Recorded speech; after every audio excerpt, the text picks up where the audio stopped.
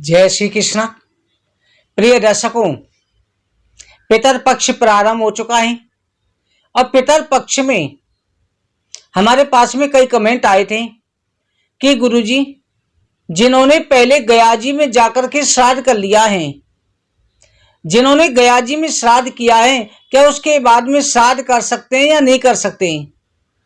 पिंडदान कर सकते हैं या नहीं कर सकते? या घर में बेटियां अपने माता पिता का, दादा दादी का श्राद्ध कर सकती हैं, तर्पण कर सकती हैं, पिंडदान कर सकती हैं, नहीं कर सकती? उन्हें जल दे सकती है, नहीं दे सकती? फिर कई इनके कमेंट आते हैं, गुरुजी ये बताइए, क्या पितर पक्ष में जो तिथि होती है उसी तिथि को अगर हम श्राद्ध करें, जल दें और बाकी तिथियों में नहीं दें जिनमें पता नहीं है, क्या ऐसे हो सकता है? आगे किसी का कमेंट आया कि गुरुजी, क्या हम सभी का एक साथ अमावस्या पर कर सकते हैं? कई इनके मन में रहता है क्या मंदिर जाना चाहिए, पूजा पाठ करना चाहिए? कई रहता है क्या घर की महिला बड़े बुजुर्ग सास ससुर का, पति का श्राद्ध कर सकती हैं? तो दोस्तों, इन सभी सवालों के जवाब दे रहे हैं। ये शास्त्रों के आधार पर जानकारी दी जा रही है, किसी को भी भ्रमित होने की आवश्यकता नहीं है। शास्त्रों के अनुसार चलें। सर्वप्रथम गया जी श्राद्ध, गया जी में जाकर के पिंडदान कर लिया। कहा जाता है गया जी में बड़ा सौभाग्यशाली होता है जो जाकर के अपने पितरों का, पूर्वजों का पिंडदान करता है। गया जी में जाकर के पिंडदान किया, उसके बाद में क्या श्राद्ध करना छोड़ देना है? नहीं, ऐसा नहीं करना। आपने धुंधकारी की गोकर्ण की कथा सुनी है?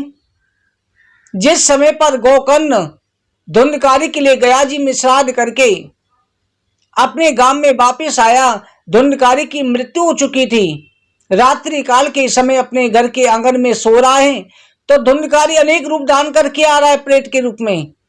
तो गोकर्ण कहता है, गोकर्ण ने हाथ में पहले कमंडल में जल लेकर के उसके ऊपर छिड़का, जिससे वो रोने लगा। तब गोकर्ण ने कहा, तुम कौन हो? तब उसने कहा, हम भ्राता तुल्योस्मि धुंधकारी नामता, मैं तुम्हारा भाई धुंधकारी हूं। तब गोकर्ण ने कहा, भाई, मैंने तुम्हारे लिए गया जी में श्राद्ध किया, पिंडदान किया, तीर्थों में भी किया, तुम्हारी मुक्ति क्यों नहीं हुई? तो वो कहता है कि सैकड़ों गया जी श्राद्ध करने पर भी मेरी मुक्ति नहीं होगी, मैं ऐसा पापी हूं। तो इसलिए दोस्तों, कई बार ऐसा होता है कि कई बार श्राद्ध करने पर भी किसी किसी पितर के ऐसे कर्म होते हैं जिनको मोक्ष नहीं मिलता और किसी को आसानी से मिलता है। कहा जाता है गया जी में पिंडदान होने पर, श्राद्ध होने पर जब पिंडदान कर देते हैं, वो जीवात्मा परमात्मा में लीन हो जाती है, मुक्ति को प्राप्त कर लेती है। गया जी में होकर आने के बाद आपको चाहिए कि केवल पिंडदान दोबारा नहीं कर सकते। गया जी में पिंडदान उसे पिंडदान नहीं करना, बाकी जल देना है, तर्पण भी करना है, श्राद्ध भी अवश्य करना है। श्राद्ध करते रहें, किसी भी श्राद्ध को रोके नहीं, पितरों का श्राद्ध आपको करना ही करना है। अगला प्रश्न है, मंदिर जा सकते हैं? हाँ जी, बिल्कुल मंदिर जाना चाहिए, तुलसी की पूजा करनी चाहिए। उल्टा तुलसी के सालग्राम के आगे श्राद्ध करना चाहिए। पहले भगवान को भोग लगाओ, तुलसी जी को लगाओ, उसके बाद में पितरों को अर्पण करो। पितरों को तुलसी का पत्ता भी अर्पण करो, उन्हें मोक्ष की प्राप्ति हो। दोस्तों, क्या बेटियां कर सकती हैं? बेटियां भी माता पिता का अंश होती हैं, उनका रक्त होती है, खून होती है तो संतान।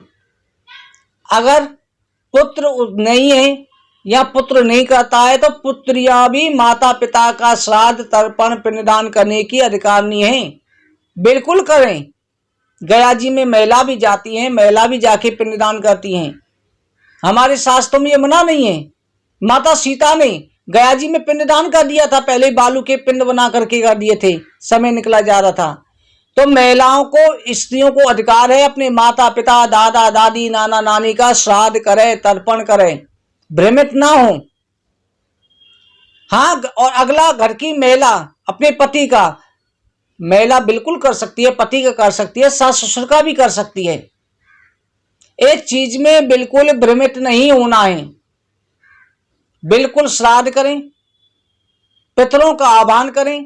अब एक तिथि पर कोशिश करें कि जो जो तिथि हैं सबका अलग अलग तिथियों पर जरूर करें, नित्य प्रीति करें, जल भी दें, तर्पण दें और ग्रास निकालें। कौवा, कुत्ता, गाय, अग्नि, पितर, इनके ग्रास निकालें। और आप चाहो तो लास्ट में इकट्ठे भूल चूक के लिए इकट्ठा कर सकते हो। परंतु तिथियों के साथ, तिथियों पर आप विशेष श्राद्ध करते ही हैं, भोजन भी बनाते हैं, सब कुछ करते हैं। बाकी तिथियों में पितरों को तर्पण अवश्य करना चाहिए, ग्रास अवश्य निकालना चाहिए।